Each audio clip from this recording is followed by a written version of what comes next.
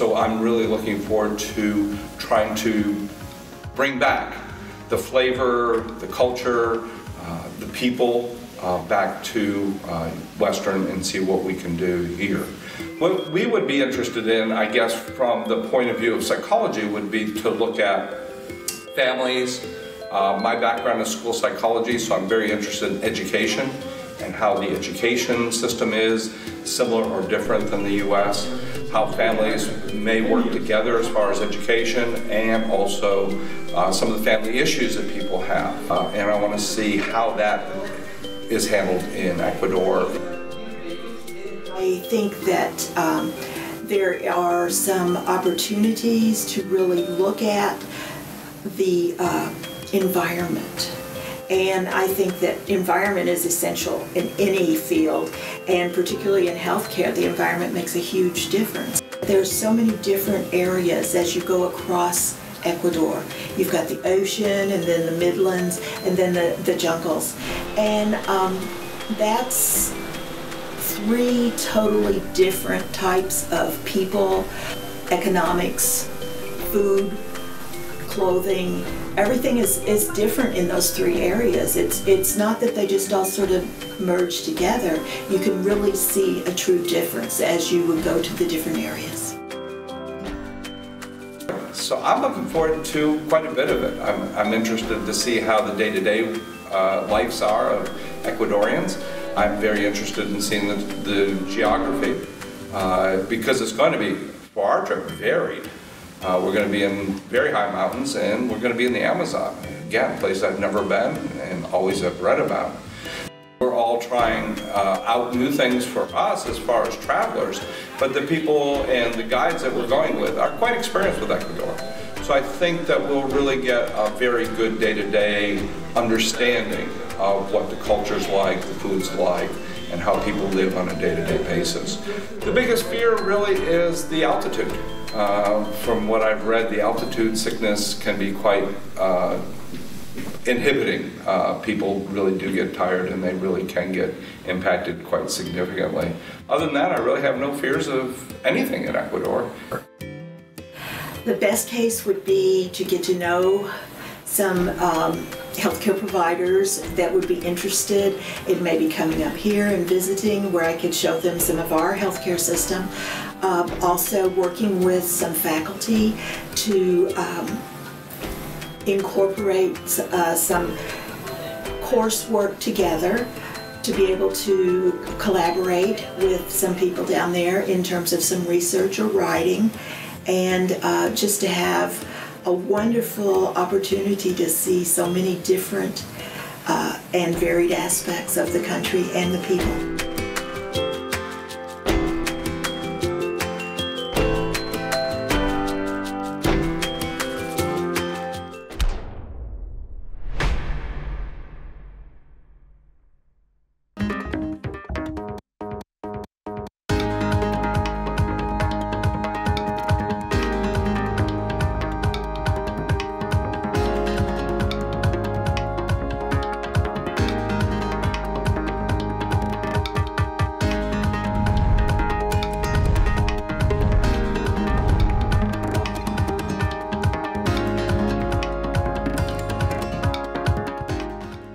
You can prepare, we went to classes, we met several times before we went. It was very helpful. Nothing really prepares you for when you actually get there and see what the culture is like. It's amazing how incredibly diverse the country is for being relatively small. Okay. And to go from a city environment to the cloud forest environment to the rainforest environment is absolutely stunning. The road trip part, when we got to actually drive around the country and see the scenery in the mountains, and kind of some of the what some of the average people how they live. What struck me was it seems like everything is in construction. We'd be driving along for miles and miles, and you'd watch out. It seemed like people were always working on something. They were always building. The people tend to be very entrepreneurial. When they have preschoolers, they spend more time with their parents, so that if a woman was working, her father was working, the kids were right there. You know, a lot of the elderly also seem to be very much involved in the community and doing things, whether they were with the kids, whether they were you know, sitting on a street corner selling fruits and vegetables or crafts or something. And I think, you know, there seemed to be a lot of close family relationships overall, which I think was pretty neat. I think the country is definitely a country of extremes. You got people that are doing very, very well, and you got folks that are obviously struggling just to get by on a day-to-day basis. I did notice the financial stratification was very obvious between the people who have a lot of money and the people who don't, and I know they're starting to develop more of a middle class, but it's not there yet. What struck me, even the night that we arrived, they look at graffiti a little bit different than we do here. This idea that if you've got a blank wall, that's not as desirable as having something with graffiti on it. Or culture is different from anything I've experienced before, so it has really added personally to me as an experience, and there certainly is stuff that I will be able to apply from that to my classes. I think when I talk to students now about international students and student services, I know on a lot of levels, particularly an emotional level, I know what I'm talking about, more so than I did before.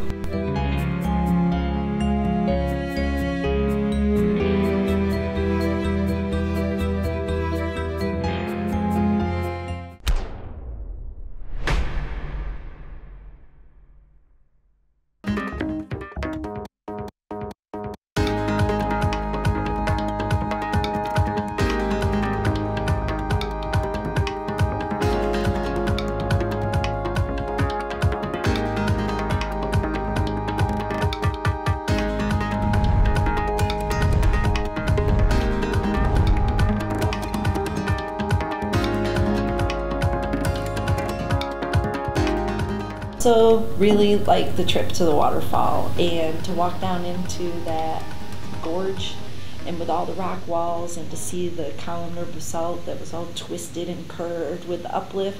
I thought that was pretty neat.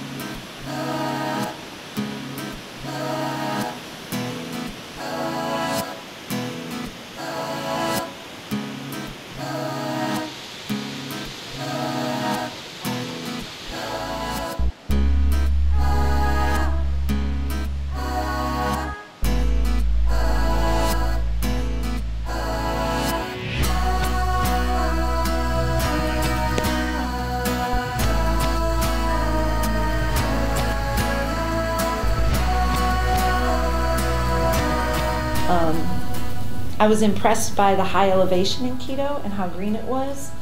So the foliage was different as you got lower in elevation, but it was still green in Quito, which I was thinking higher elevation it wouldn't be that green, but that has to do with being really close to the equator and being in the tropics.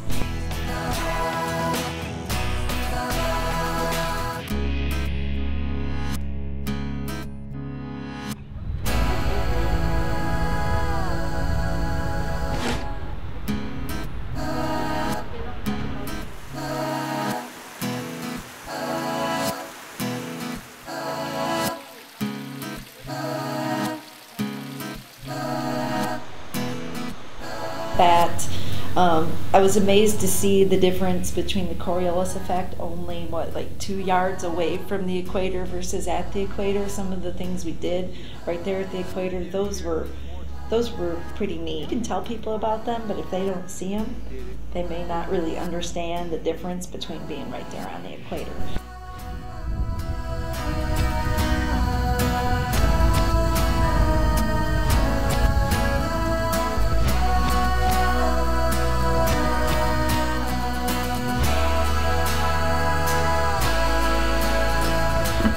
Everybody I've talked to since I got back, I've told them about the flower production plant.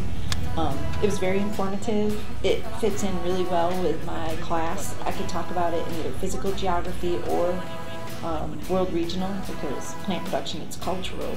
We plant it, but it also has to do with the weather and climate and the soil. So I could talk about that in either one. And it really amazed me that the plants would be in the stores in about 24 hours of them being cut. That's pretty fast. So that's a really good globalization lecture right there. I thought that was probably one of my favorite educational things.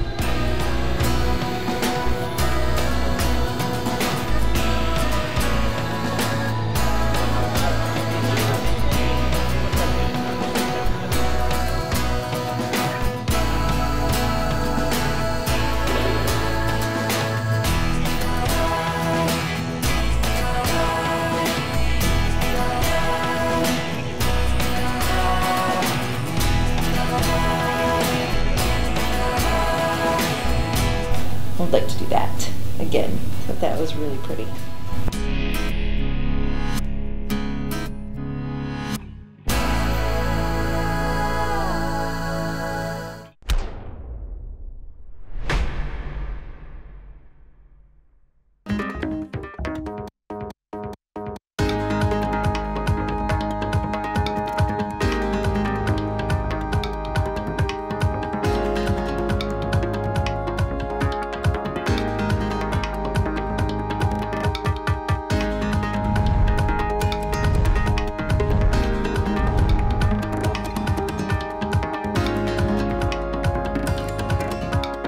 I went into this experience with a different lens on. I did not consider myself a tourist. I considered myself very much a traveler and an observer, and so I was taking in a lot of that. I was looking to really get at the essence of Ecuador, because when we are Spanish professors, it's kind of like the whole Hispanic or Spanish-speaking world, and there's so much diversity within a country, let alone the number of countries that there are that speak Spanish. So I was looking to get to know Ecuador, not just the general, these are common traits of a Latino country or nation or population. So to get at that, the heart of what it is to be Ecuadorian. There's just so much that can be done with just the limited 2 weeks I was there to be able to observe, that I can now really teach from, and to get students to think outside of the U.S. You know, there's always the challenge whenever you travel. There are parts of it that you don't like, and it's kind of just accepting that versus calling something weird or different. I think adding value, like this way is correct and this way is incorrect, is not actually the right way to go about it. There are times, of course, that when you can't communicate, you're very uncomfortable. And it wasn't uncomfortable in the sense that I was, but I found myself recalling a lot of things that I had previously learned. Kind of gave me my next goal, I guess, is to start taking some Spanish 100 classes in 102 and working my way through. So that way, as we were always teasing each other, when I do return to Ecuador with students, I will be better equipped in that way.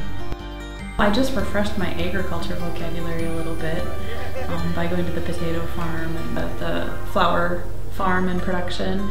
At the flower production, to put bunches of flowers together is borrowed from English, and it's bonchear, and there's bonches, bunches of flowers, so that was kind of cool.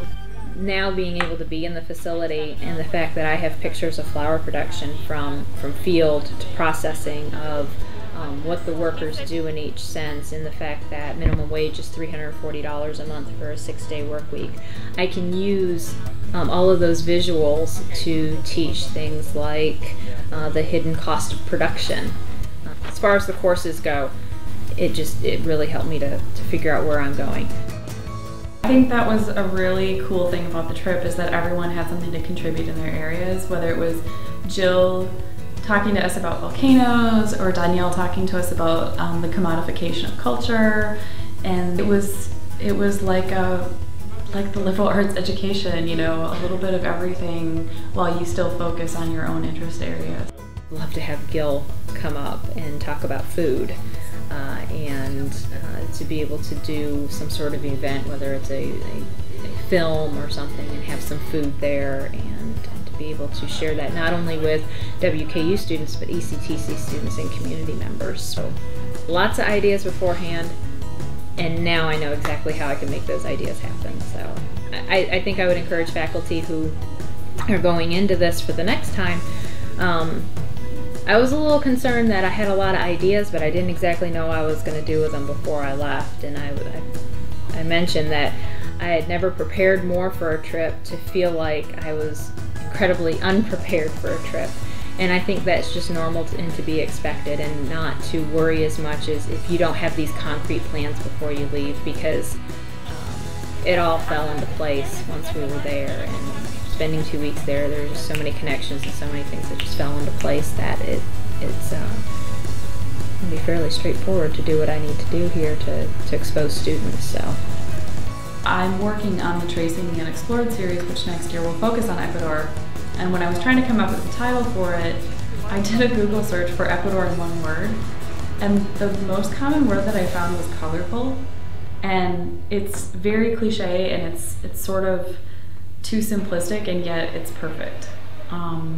And the tourism campaign in Ecuador, Ama la Vida, Love Life, and just like the materials associated with that mosaic of color and that spirit of loving life and embracing it with all the diversity, from the highlands to the Galapagos to the coast to the rainforest.